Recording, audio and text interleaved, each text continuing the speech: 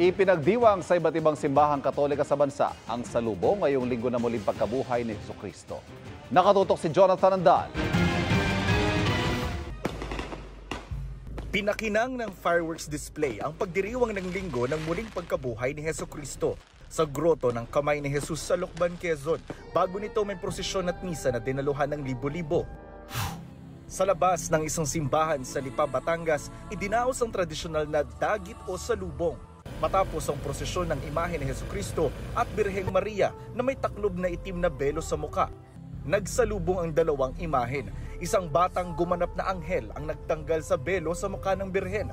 Simbolo raw ito na tapos na ang pagluluksa. At ang muling pagkabuhay ni Jesus ipinagdiwang sa isang sayaw. Sa Lawag, Ilocos Norte, mga batang nakabihis anghel ang nanguna sa pagdiriwang.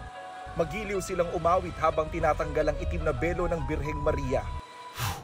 Samantalang nakabayubay sa krus. Mga kabataan din na gumanap na mga anghel ang bida sa salubong sa Samal, Bataan. Pagkatapos ng pagtatanghal, nagpalipad ng mga lobong puti at asul at nagsaboy ng mga bulaklak. Libo-libo ring Kristiyano ang nakiisa sa salubong sa iba't ibang lugar sa bansa. Para sa GMA Integrated News, Jonathan Andal, nakatutok, 24 oras.